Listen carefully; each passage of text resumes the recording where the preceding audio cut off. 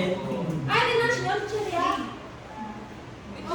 Nakala daw po nila may burger. Next time na lang. Mas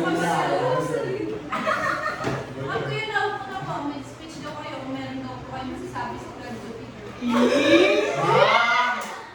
Ano? Mag-speech pa ako? Alam mo, yes? Kasama siya. Sige. Pero hindi na yung tatalo. Hindi na lang ako sa nakaupo na lang ako para kumbaga ako ito at this point, ang emotional sa level na pantay-pantay na lang. Ayun na, asa na yung issue? Okay. Nakikita naman ako, naririnig naman ako ng lahat. By the way, kung sino ba tayo? Sige, Sige, tsaka Arsenal po.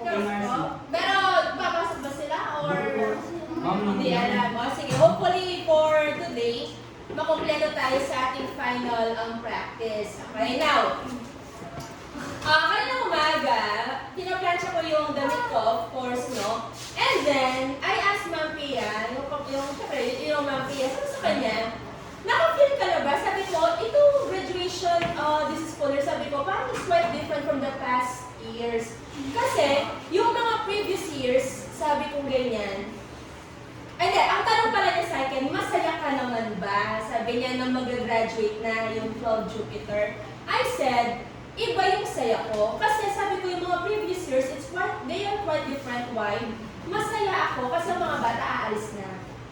Yung previous years. Because sabi ko, yun yung mga years na ang tagal-tagal. It's because yung, I don't know how to say this, pero sobrang mabigat.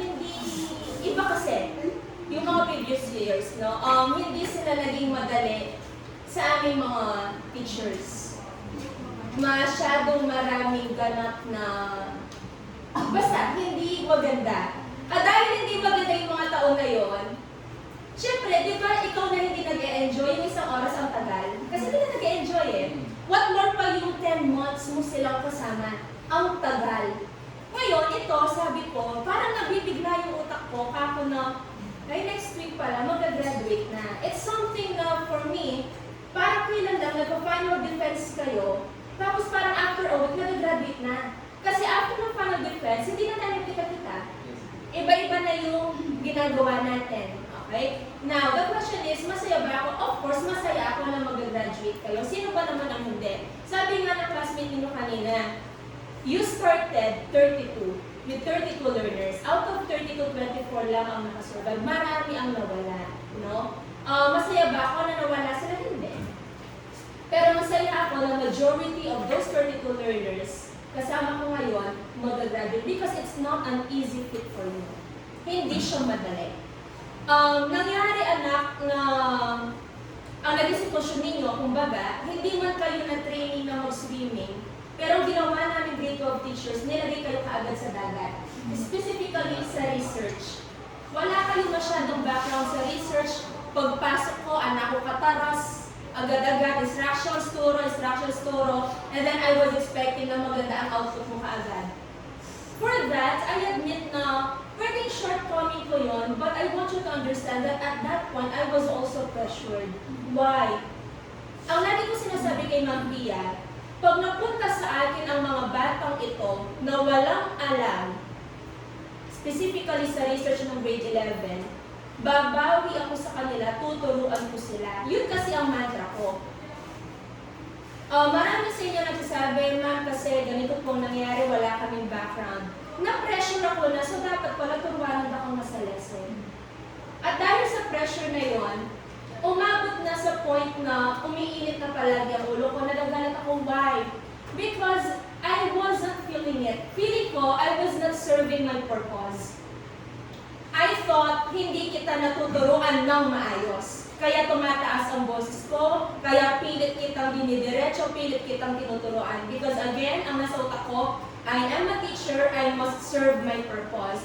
Little did I know, ang hindi ko alam, ang mga bata pala, hindi naman yun lang ang kailangan pala ninyo. No, sometimes, nagkakwento yung ibang teachers na, ibang bayang palang estudyante mo, si ano ganito pala yung buhay niya. Hindi ko alam. Bakit? Kasi hindi naman kita kinakamusta. Pag kinamusta kita, sigurado ang tanong ko, nagawa mo na yung background and resume nyo?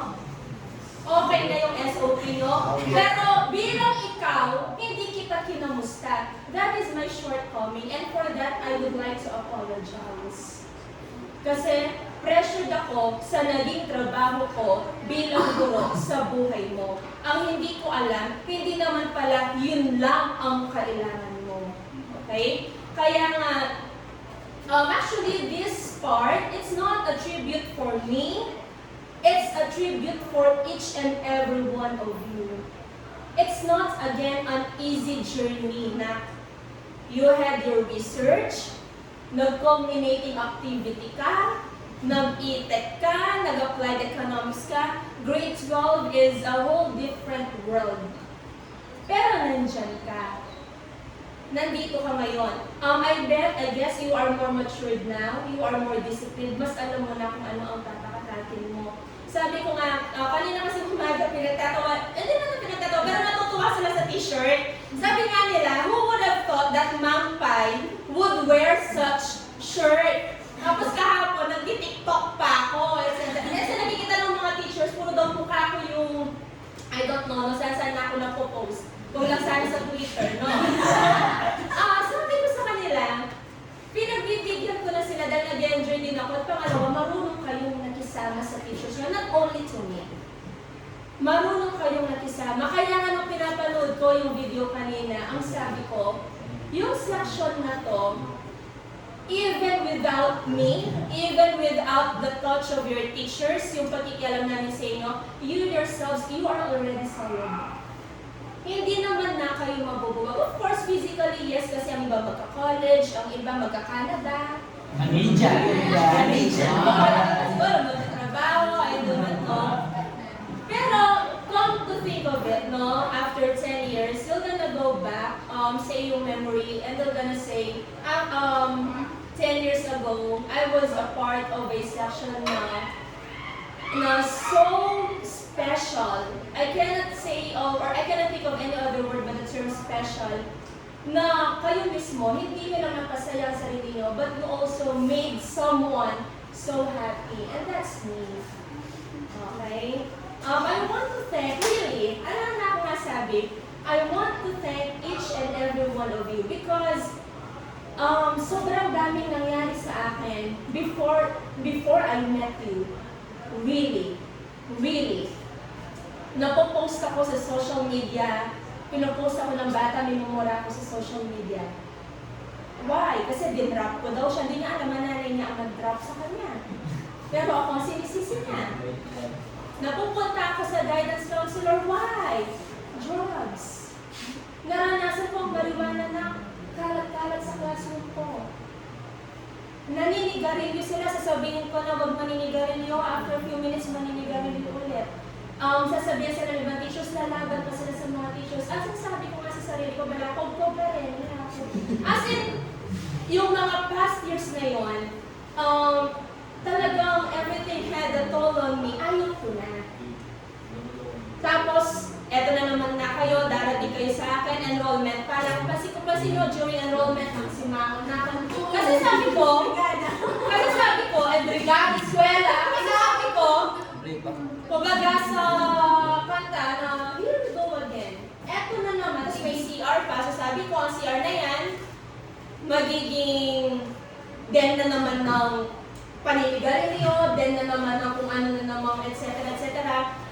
Na nagulat ako, nakaka yung boys sa akin, sabi nila, naglinis daw sila. Diba? Nilinis nila niya, tapos kung ano yung pinagkakabitan sa inyo. Tapos, I was thinking, bakit parang iba? Ba't parang iba sila? Tapos, tatanungin ko, random nagtatanong ako, sino ko, binaninigarilyo, yung mga classmates na sinubumbal, nakakalit. Palaging, hindi man ma'am, andun lang silang ginagawa nila, wala mag nagsi-cellphone lang, parang hindi ako sanay.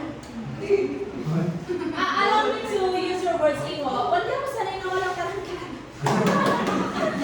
Parang sabi ko, hindi, okay lang. Sabi ko, after first semester, maninigarilyo din si COVID. Natapos ang taon, walang naninigarilyo, walang nabukod test, walang parang, okay lang. Pero,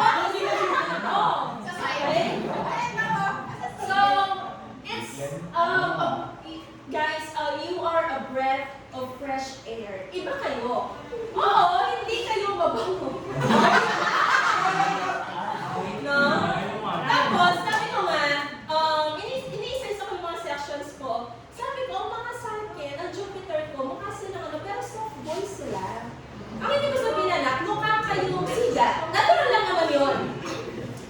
Pero hindi nyo ako binigyan ng problema na hindi ko dapat problemahin. Alam niyo na yung ibig kong sabihin doon. Doon kasi sa mga past years ko, as in, talamak. Hindi ko gusto yun, no? Tapos for the ladies naman, oo, maaarki kayo, kala nyo ang babango nyo. Pero salamat, I thank you na because you finished your senior high school ng hindi ka bigyan. Hindi nyo po ako binigyan ng problema. Hindi nyo po kayo naging pabigat no, sa akin. No, Mike, I thought at first you were so entitled, pero hindi ka naman pala talaga entitled, no? So yun lang, on Monday, I do not know how I will face you because that will be our final game na as a section. To be honest, hindi pa nagsisink in sa akin na mag-graduate na kayo. Hindi naman sa hindi ko tanggap. Aware ako. Pero hindi ko, sa sobrang elated ko, sa sobrang hindi ko alam, hindi ko feel na mag-graduate. Pero feeling ko naglalaro lang tayo. Feeling ko, after a month, uupo na naman tayo ulit, magdi-discuss ako, na ang hindi ko alam, April 14, graduation, April 15, bigay ng cards, April 16 pala bakasyon na. Pagdating ko pala ng June, iba na pala ang ginigrit ko ng mga tao. No, kung kayo mag-a-adjust siguro ng mga ilang linggo, siguro mga ilang araw, pero sabi ko nga sa kanila, ako, kantunan ko. Balik ko yung brigada, ma'am. Balik ko yung brigada, ma'am. Pag-release namin kayo sa brigada. And, yun lang. Again, I apologize not for my shortcomings. Marami ako pagkakamala because I have still many things to learn as a teacher. Ayaw ko kasi na teacher ako, pero ang work ko hindi ko ginagawa. Okay lang ka ako na sabihin nila sa akin na masungit ka, di ka magaling na advisor. For 10 years na, kinong sinasabi nila, iyan ang nakasungit biya sa current anak. Hindi siya magaling na advisor, tumatak sa akin. Kaya sinabi ko, kung hindi pa lang ako magaling na advisor, galingan ko na lang na magturo. Ang hindi ko alam, sa sobrang higpit ko pala, ang mga estudyante ko, hindi na rin sila nag-enjoy. So it's a learning for me. Pagbigyan niyo na ako, pagpasensyahan niyo ako sa mga pagkukulang at pagkakamali ko. Hindi mo na ako alam makakabawi sa inyo kasi hindi ko na kayo estudyante next year.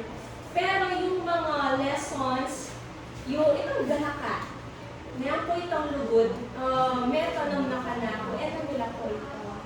At dahil natanim na sa amin, it will flourish. It will flourish until sa siguro mag-retire ako at mag-expire yung aking physical body. Makakalimutan ko siguro over time, makakalimutan ko yung pangalan ninyo, your faces kasi para-parehas tayong tatanda, no?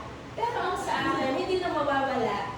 12 Jupiter, 2024, 2025. You're different. You're different. You're a different type of breed. Kumbaga sa aso, ibang kayo. Okay, ibang klaseng mga, kayo. Hindi naman rascal, you're special. Okay? So yun lang, no? Mamaya niyan, magpa-practice tayo. I do not know, again, how I will announce your names. Lalang-lalo na yung sa Monday, basta daw sabi ko kay Ma'am Pia ay ganito. Pag sa graduation, 10 seconds na kung hindi nagsasalita sa mic, you get the microphone. Isa. Uy. Tumatawa sila, sabi nila, ay kanaka, okay mo, hindi. Sabi ko, sabi ko, pag 10 seconds na, kasi may script naman, di ba, pag nag-practice, dire-diretso lang ako. Basta sa graduation, pag nakita mo na ako, sabi ko sa kapatid ko, Ching kasi ang tawag kay Ma'am Pia, Ching, sabi ko, pag nakita mo na 10 seconds, hindi ako nagsalita, huwag mo akong kakamustahin na paano ko, you get the microphone. Tapos hihintayin ko kayo na lang sa ibaba. So, yun lang, no? Again, congratulations. you move forward, gawin ninyo, dapat ninyong gawin to make your lives meaningful and fruitful. Wag muna kayo anak mag-aasawa. And then, I'll just see you when I see you. I do not know when again. No, basta, yun lang. Maraming salamat sa pagkikisama, sa pagpapasensya, at sa pagmamahal na ibinigay rugo ninyo sa akin sa loob ng 10 taon. Maraming salamat. Ay, 10 buwan!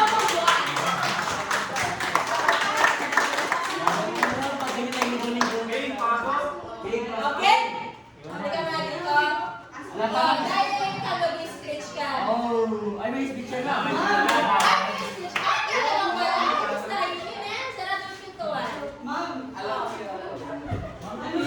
Nagdala mo kami ng mga damit mo, yung para sa inyo.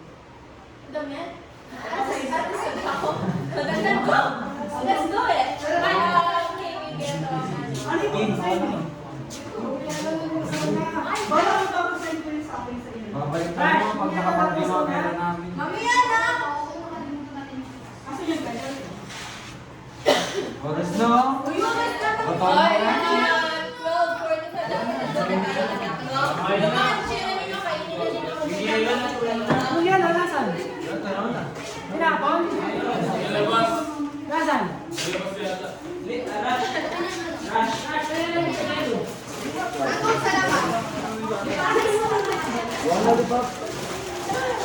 Ay, kakain na pala. I give Fine po.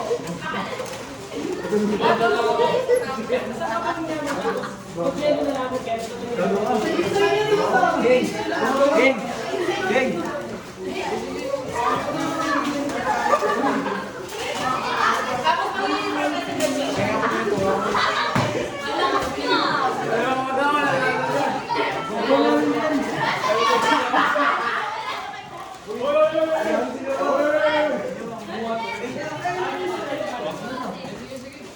Uy! Bakit yung chichiryo? Di ba yung chichiryo ko dito bang tulala ako? Oo, ay,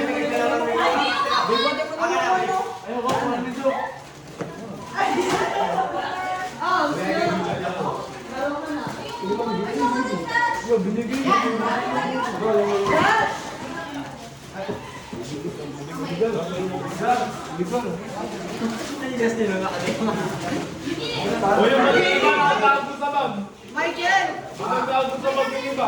Ano?